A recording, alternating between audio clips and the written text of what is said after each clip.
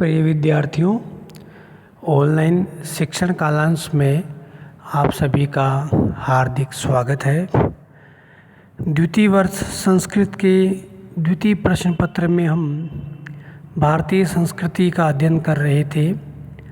इसी क्रम में आज हम पुरुषार्थ चतुष्टय अर्थात 4 पुरुषार्थों के बारे में अध्ययन कर रहे हैं। पुरुषार्थ का अर्थ है पुरुष अर्थात विवेकशील प्राणी अर्थात जागरूक मनुष्य। अर्थ का अर्थ है लक्ष्य अर्थात विवेक युक्त प्राणी का लक्ष्य। मानव जीवन को उद्देश्य युक्त बनाने के लिए 4 पुरुषार्थों की अर्थात चतुर्वर्ग की कल्पना की गई है। इनकी संख्या 4 है: धर्म, अर्थ, काम एवं मोक्ष। पहला पुरुषार्थ है धर्म। धर्म का अर्थ है धारयति इति धर्म है अर्थात जो जीवन में धारण किया जाता है वह धर्म कहलाता है।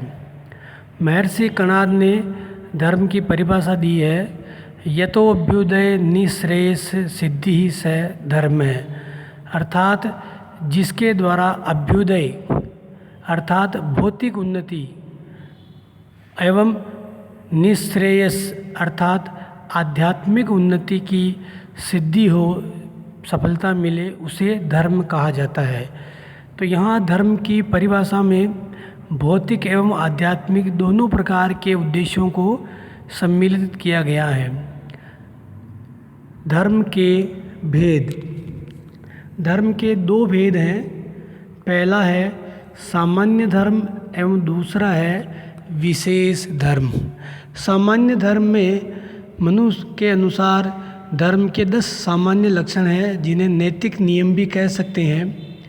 धृति, क्षमा, दमोस्तेयम, शौचम, इंद्रिय निग्रह, धीर, विद्या, सत्यम, अक्रोधो, दशकम धर्म लक्षणम अर्थात धैर्य, क्षमा, मन पर नियंत्रण, चोरी नहीं करना, पवित्रता, इंद्रियों पर नियंत्रण करना, बुद्धि, विद्या, सत्य एवं क्रोध नहीं करना, ये धर्म के सामान्य लक्षण हैं। दूसरा है विशेष धर्म।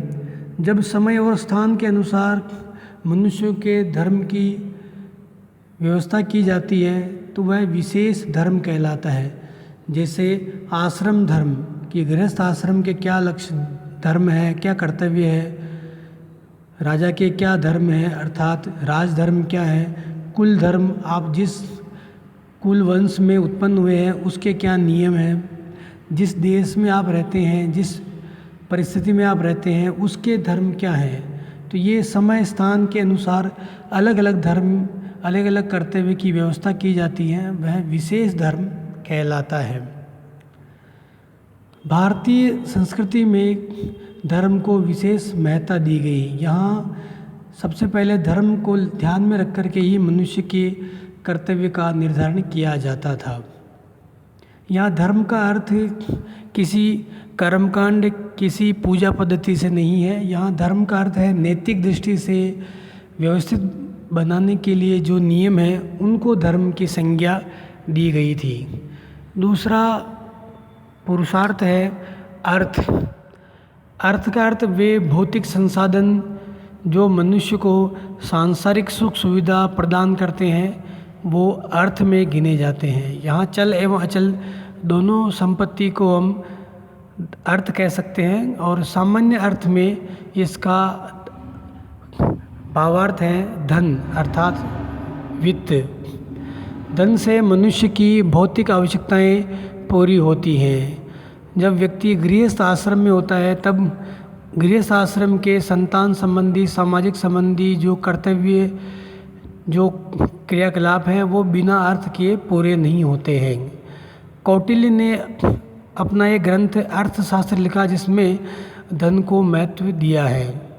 इसी प्रकार महर्षि भर्तृहरि ने भी अर्थ को पर्याप्त महत्व दिया है और कहा भी था, सर्वे गुणः कांचनम आश्रयन्ते, अर्थात सभी गुण कंचन अर्थात धन में हैं। तो मनुष्य को अर्थ का भी संचय करना चाहिए। और जहाँ धर्म को पहले स्थान पर रखा है, इसका अर्थ यह है कि अर्थ या धन जो हम कमाते हैं वह धर्म से युक्त हो। अनीतिपूर्वक छल कपट से कमाए गए अर्थ को उचित नहीं माना गया है। तीसरा पुरुषार्थ है काम। काम का अर्थ है मनुष्य की इच्छा, कामना, अनुराग, प्रेम, आसक्ति, यानी कि किसी वस्तु में लगाव रखना। इसको मनुष्य की इच्छाओं को स्वाभाविक माना गया है, क्योंकि मानव के मन में कोई न कोई इच्छा जगी रहती है।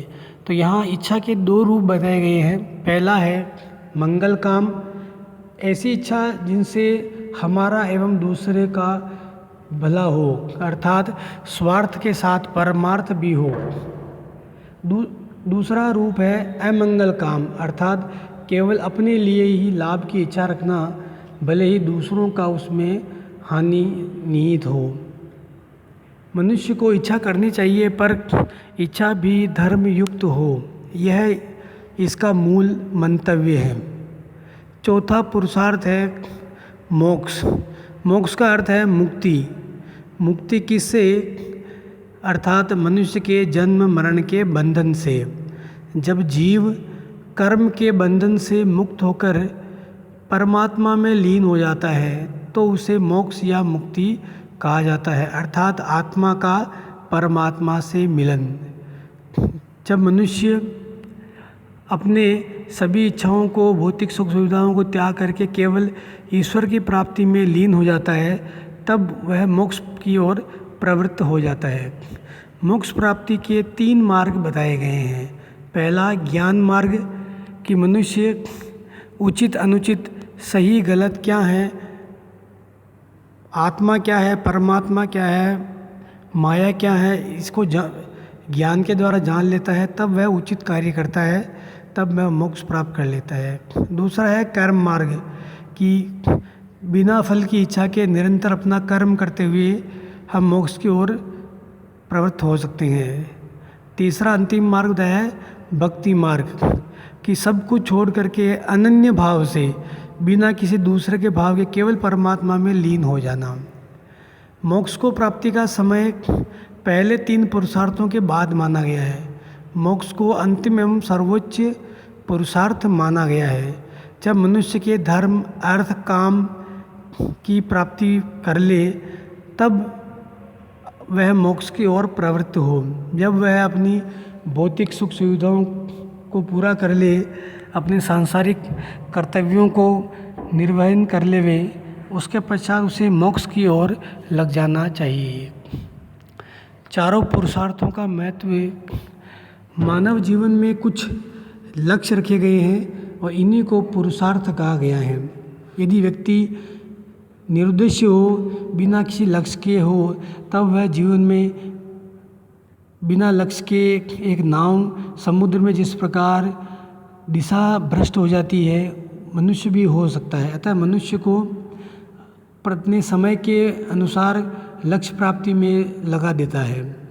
जैसे पहला जो लक्ष्य है पुरुषार्थ, वह मनुष्य को अच्छे मार्ग की ओर राह दिखाता है।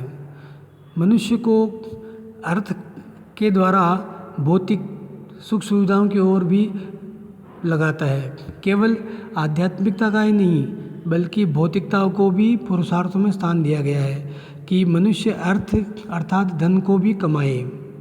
इसी प्रकार इच्छाओं की पूर्ति को भी पुरुषार्थों में स्थान दिया गया है, कि व्यक्ति अर्थ एवं काम के द्वारा अपनी मन की इच्छाओं की उचित पूर्ति करे। इसी के साथ साथ जहाँ अर्थ है तो वहीं मोक्ष भी है, ताकि व्यक्ति आध्यात्मिकता को भी महत्व देवे। इस प्रकार भारतीय संस्कृति में जहाँ धर्म है वहीं अर्थ भी है, जहाँ काम है वहीं मोक्ष भी है। तो यहाँ पर भौतिक एवं आध्यात्मिक दोनों के मध्य संतुलन का प्रयास किया गया है। मनुष्य को लक्ष्य युक्त बनाता है, उसको उचित मार्ग की ओर ले जाता है। धन्यवाद।